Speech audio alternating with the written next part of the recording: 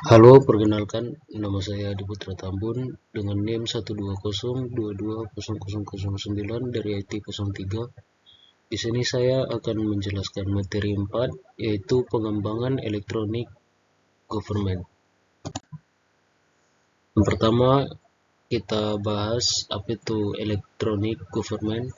Elektronik government atau disingkat dengan e-government adalah mekanisme interaksi antara pemerintah dengan masyarakat melalui sistem informasi berbasis internet dan teknologi digital lainnya, dengan tujuan memperbaiki mutu dan kualitas pelayanan publik yang efisien, transparan, dan efektif.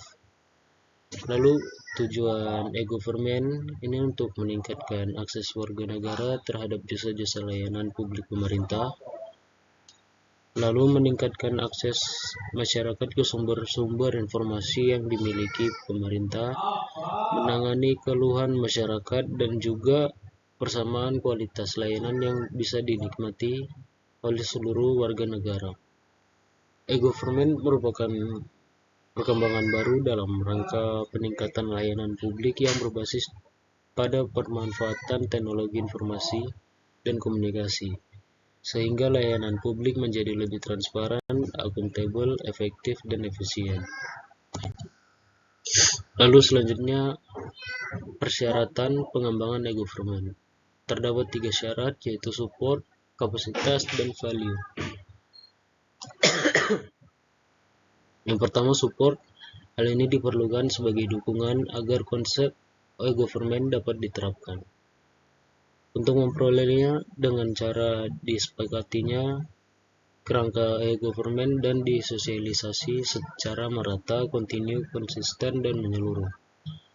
Lalu kapasitas merupakan sumber daya yang diperlukan agar konsep yang diciptakan dapat menjadi kenyataan. Hal-hal yang mempengaruhi sumber daya yaitu kesediaan finansial yang cukup, infrastruktur, teknologi informasi yang memadai, dan ketersediaan sumber daya manusia yang berkompeten dan ahli. Lalu yang ketiga ada value.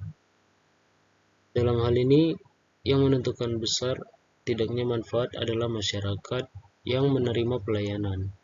Hal-hal yang mempengaruhi value yaitu kemauan dalam hal ini kemauan masyarakat untuk menggunakan serta lokal kultur di mana kemampuan dalam memasyarakatkan transaksi elektronis. Lalu selanjutnya ada kebijakan dan strategi nasional pengembangan e-government. Terdapat 4 tahap dalam kebijakan dan strategi nasional pengembangan e-government, yaitu tahap persiapan, tahap pematangan, tahap pemantapan, dan tahap pemanfaatan. Yang pertama, tahap persiapan yaitu membuat situs web sebagai media informasi dan telekomunikasi. Tujuannya agar masyarakat dapat memperoleh akses serta ikut berpartisipasi di dalam pengembangan. Selanjutnya tahap pematangan yaitu pembuatan web portal informasi publik yang bersifat interaktif yang didukung dengan sarana dan prasarana seperti kotak saran, kotak person admin, alamat email, dan lain-lain. Lalu ada tahap pemantapan yaitu pembuatan web portal yang bersifat transaksi elektronis layanan publik. E-government bukan hanya website, masih banyak aplikasi telematika lain untuk meningkatkan produktivitas, efektivitas, dan efisiensi. Lalu tahap terakhir yaitu pemanfaatan, yaitu pembuatan aplikasi untuk layanan yang bersifat G2G atau government to government, G2B, government to business, dan G2C, government to civil, dan G2E, government to employee.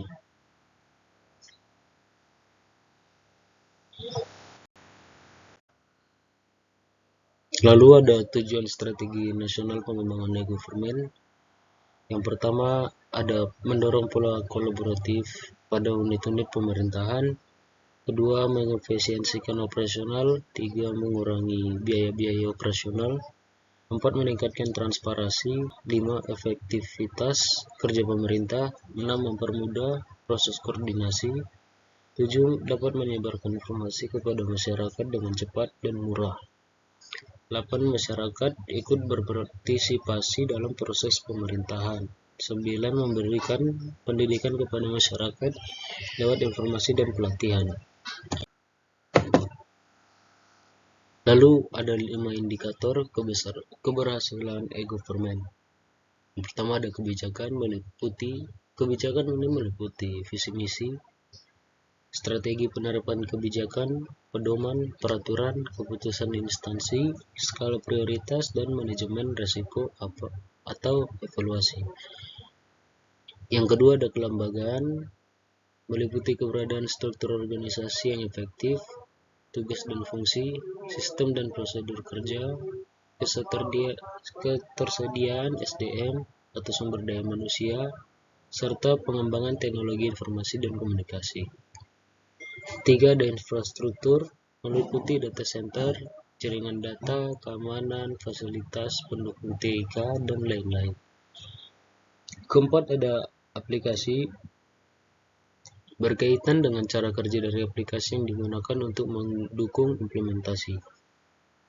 Kelima, perencanaan, meliputi pengorganisasian, mekanisme perencanaan, master plan TIK, dokumen master plan TIK, implementasi master plan TIK, serta pembiayaan. Lalu selanjutnya ada analisis SWOT dan strategi pengembangan e-government. Kekuatan dan peluangnya. Yang pertama ada rincian tugas, fungsi dan tata kerja Dinas Komunikasi dan Informatika. Kedua ada sarana jaringan NOC. Ketiga ada SDM yang mumpuni. Keempat adanya anggaran untuk pengembangan e-government. 5. Didukung beberapa peraturan untuk pengembangan e-government. 6. Adanya koordinasi dengan provinsi dan pusat bidang komunikasi dan informasi. 7. Ada komitmen pemerintah untuk meningkatkan pelayanan publik. Lalu selanjutnya kelemahan dan tantangan. Yang pertama ada keterbatasan sarana dan prasarana TIK. Kedua, rendahnya kualitas SDM TIK. 3. Kurangnya dukungan dan komitmen pimpinan. 4. Kurangnya koordinasi lintas sektoral. Lalu 5. Tuntutan pemerintah dan masyarakat semakin tinggi. 6. Perkembangan TIK yang cepat menuntut adaptasi yang tinggi. 7. Tuntutan akan sinergitas dan integrasi data dan informasi. 8. Ada dukungan dan komitmen dalam meningkatkan layanan e-government. Selanjutnya ada strategi pengembangan e-government yang dapat dilakukan dengan langkah-langkah seperti berikut. Yang pertama ada pembangunan infrastruktur dan akses jaringan komunikasi yang memadai, yaitu pengadaan sarana prasarana, pengembangan infrastruktur, akses komunikasi yang andal, pemberdayaan sumber daya atau kerjasama dengan swasta atau masyarakat dalam penyediaan akses komunikasi, data yang mudah, nyaman, dan dengan biaya terjangkau.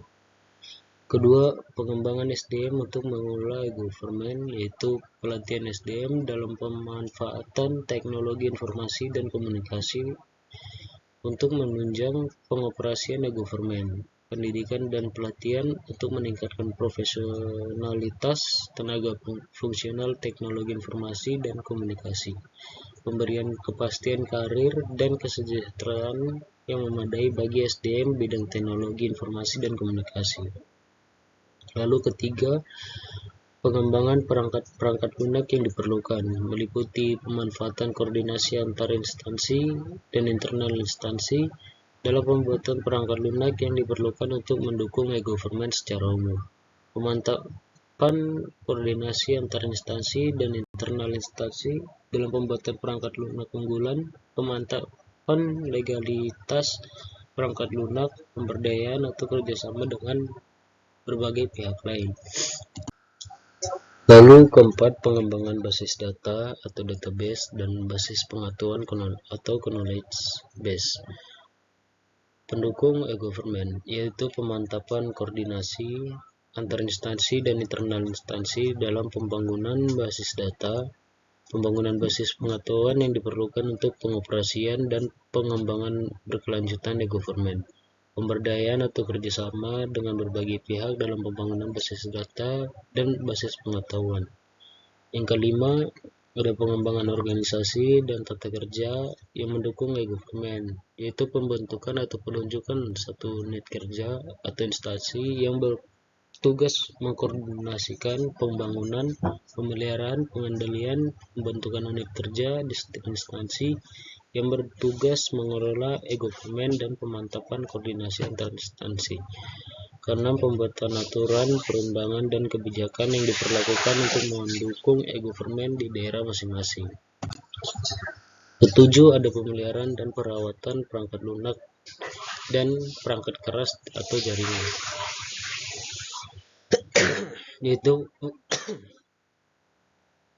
yaitu pemeliharaan dan perawatan perangkat keras atau jaringan, perangkat lunak, pengelolaan portal internet, one-stop service website, pemeliharaan basis data dan basis pengetahuan. Yang ke-8, pengembangan dan koordinasi layanan informasi yang mampu mendukung terwujudnya masyarakat yang kompetitif serta menarik investasi ke daerah, yaitu pengembangan dan koordinasi layanan informasi guna memenuhi kebutuhan informasi yang mampu mendukung terwujudnya masyarakat yang kompetitif. Pengembangan teknologi informasi terhadap layanan informasi yang telah terkoordinasi, pengembangan promosi potensi investasi guna mewujudkan masyarakat yang kompetitif serta menarik investasi. Sekian presentasi dari saya, terima kasih.